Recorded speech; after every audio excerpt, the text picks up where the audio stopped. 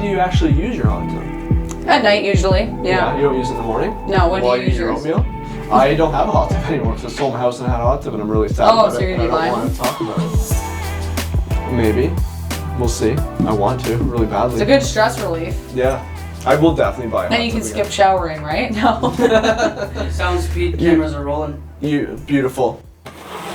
Ready, set, real estate. All right, Jess. What's on your mind today? Not much. How's real estate going with you these days? It's going okay. I'm a little desperate for more clients though, so if you know anyone, you can send all your clients to me. Well, you said one of your past clients recently called you, right?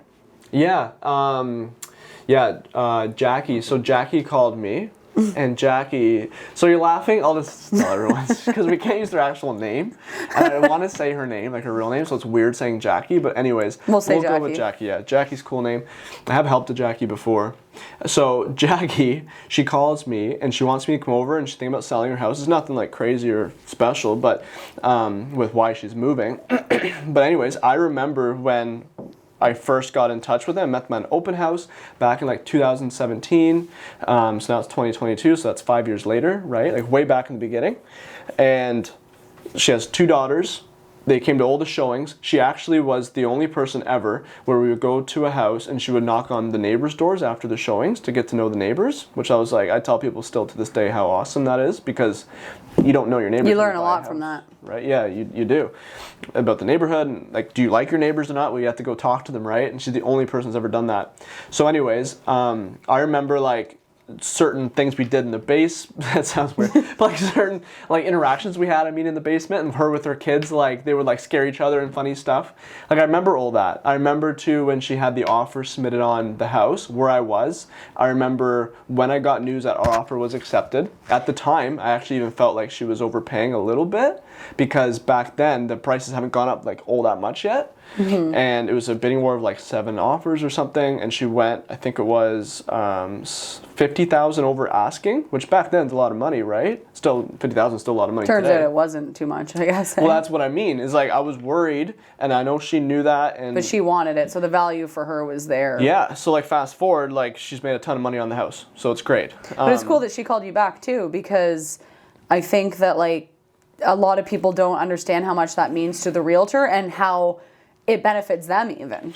Yeah. Because I think that when you work with somebody, obviously you want to do a good job for them, but when they keep calling you back and referring their friends and family to you, like you almost feel like you're their family. Like you're like, no one's messing with these people. Like I've done 3 transactions with them. Yeah. So I don't know if they realize that piece that, not if they were to call someone else that other person wouldn't do a good job, but I don't think they realize just how much it means to you. Do you know what I'm saying? Oh, 100%. Like that's why I'm saying what I said about me remembering those things, because that's one person. I don't know how many people have helped, but it's it's in the hundreds. I don't know how many, not in the low hundreds, I guess, not like 800 or something crazy. I wish, but I still remember her and all that stuff.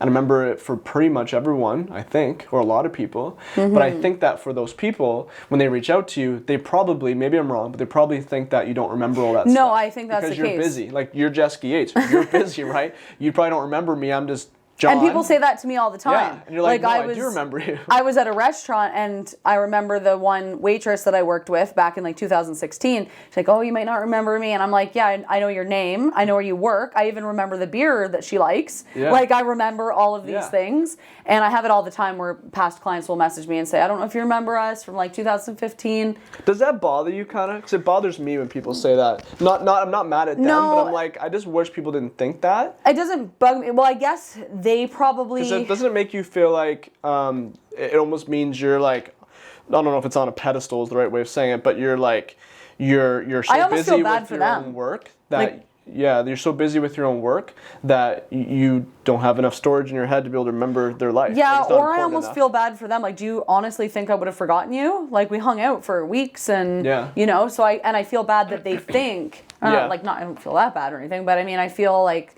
that sucks that they think that I forgot them. Like, we had a good relationship. Yeah, that's what I mean. So, yeah, that part is, but it's really nice when they come back because... like what I was saying, you really feel that you want to do a great job for them. And like they're almost family. Yeah, no, for sure.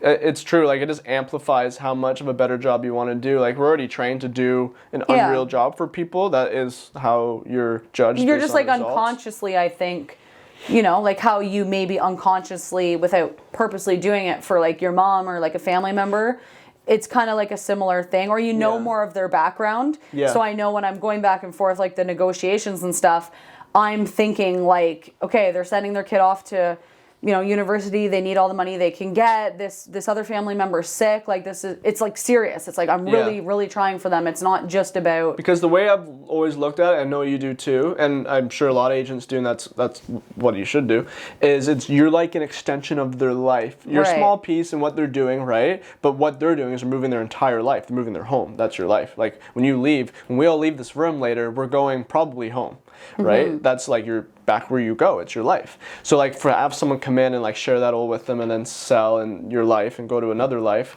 it's a big deal for people. And so when you have people that did it 5 years ago with you, like, I'm just starting to experience it now because I'm 7 years in the business now, or like 6 or something. Like, I started in March 2016. So for me, it's like those people are starting to come back again, and I'm which like, is nice. oh, it's amazing. Because then I'm just like, I remember our whole search. I remember like all the emotions. Like, people cry with you.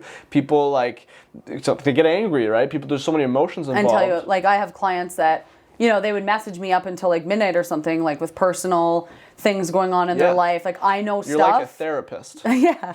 And I know stuff about them that like other people wouldn't even know, because they'd be like, oh, I see you as a friend, you know? So it's nice when they come back, because you feel like, I got my friend back. They're, you know, they're here. Well, don't you just feel like they're like part of your family? Like, it's like a team thing. You're just like, you're my client and I'm going to help you. And like, I'm so happy that you came back and like you trust me to do that and all that stuff. And I know some so people much. do feel that same way. Like, they're like, you're our girl. You're like, we've never go People who anywhere are else very loyal and stuff. and whatnot. But I don't know if everybody feels that way, or if they see it as, I don't think they do, as they just see it as like a restaurant. You know, like if you went to the Keg one night and then you went to like Ashburn, a mail house the next night, if the Keg called you and like, what's going on, Brandon? Why didn't you not come back to the Keg? You'd be like, what? Like, no, leave me alone. offense. I go to a lot like, of restaurants. Yeah. I didn't think of it. Like, it wasn't a personal thing. And then if the Keg's like, what, did you not like your dinner? You're like, no, it was awesome. Yeah. No problem with you. It's just, like, I think that's how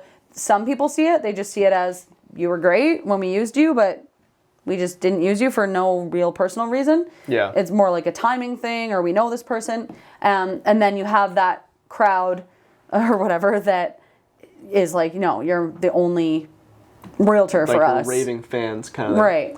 I Top would say clients. like, if you tell me if you find this is similar, like 10 to 20% of people, probably maybe a little bit more, no, probably about that, are like your raving fans. Right, They like loved you. Yeah. Right? And like you, like there's clients that I'm really close friends with now. Like there's 2 or 3 in particular I'm thinking Same about. here. And I usually don't, like I have close enough friends that I'm good with just them. I don't really want to add on a lot of other really like truly close friends. And I have people that got in there.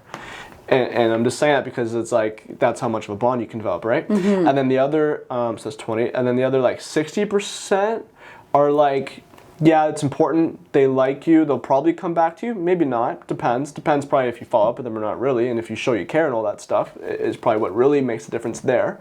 But they would be loyal if you did all that stuff after the sale. Mm-hmm. And then there's probably like 10-20% of people that are like, I'm just selling the house, it's just transaction. Like I'm kind of don't text me again, like you don't need to call me or invite me places or send me anything. You'd almost like feel like you're annoying them if you touch base, like, I've already moved in, like, what's up? Like, why are you messaging me? It's like, well, I just want to see how, your little pup's doing. Like, they're like, don't message me again. I got my house. Deal's closed. Like, block number, no. But I would say like that percentage of people, those are the hard ones to navigate because you're so used to like it being kind of more personal and stuff. And you want to touch base with them a lot. They might be like genuinely confused. Like, why are you texting me? It's not like they're intending to be rude and stuff. It's just like you said, like that's how they see the whole thing. Yeah, just like the example, like if you went to the Keg for dinner and then like a few days later you got an email and this guy's like, hey, I was at the Keg that night. Like you were there. Like, what did you think? You'd be like, I'd be like, huh? hey, Never had a what? restaurant Like, it was do that. good? Or whatever, right? Like any business, you just be like, well, I guess they do that with like emails and stuff. They usually delete. Like, yeah, so and it's a fine line between sometimes just being annoyed because you're like another email, like, and like truly someone caring. And that's where when you remember stuff about them and then you ask them about something specific about them, they're like, oh wow, he remembers that or she remembers that, right? You're not just like, hey, would you give me a review? Like 5 years later, it's like, what? No. So I know what you mean. Yeah, it's good when they come back. The loyalty thing is huge. So in your life, do you try and do that with whoever you work with, like a contractor or like a business or service? Yeah, or... like I have go-to people for a lot of things that are like my main people. Like, I probably shouldn't say their names, obviously, but like I have a contractor that's my general contractor. I have a builder that we were gonna be building a house probably in the future, not right now. Who he actually I've helped him before with real estate, and that's not why he's like my main builder, because this is my personal life, right? Meaning like I'm not selecting, you know, my tradespeople to work on my house that are just my past clients. I'm using who I think is actually good. So just by chance, I've helped him before. And anyways, he's my builder. I'll have an electrician, I have people like that, that try and stay loyal. Yeah, and I try to as well, like be loyal to them. And I think because we are in a business where the loyalty is so important, that I feel like that with them. So like if, for example, like my electrician guy can't do the job and I had to call someone else or something, I feel like I need to like say, you know, like if you weren't busy, I would use you. Like it's just, and they're just like, Jess, chill out. It's fine. I was booked up. Like you had to use someone else. I don't care. Yeah. But in my head, I'm like, you know, I'm loyal with this stuff. Yeah. And I mean, certain things you kind of have to split up. It's different than real estate, like hairdressers, for example. Or even recommending like home inspectors and lawyers and things in the real estate transaction. You're not supposed to just always push one person because it's not like a... Or like I have a lot of hairdresser friends that are clients, and I try and kind of rotate it and support everyone. Obviously, you can't really do that with real estate because you're not like buying a house every 6 weeks or so. But I find that I'm like that as well. Part of me... Unless you're not happy, of course. Or if I wasn't happy, I wouldn't go back. Or sometimes the circumstances change. Like my good friend starts this particular business and I want to support them or whatever, right? But then at the end of the day, I also have to, like you were saying, take into consideration who's going to do the best job. Yeah. Which sometimes means when your friend's like, oh, what about me? You're like, oh. You're like, I don't know, man. Your job last time kind of sucked. But no, like, part of me... Probably half of what goes into me deciding is really just like trusting someone one time. If they do a good job, I just keep using them, right? Because I know they can get it done. I've already used them. It's reliable.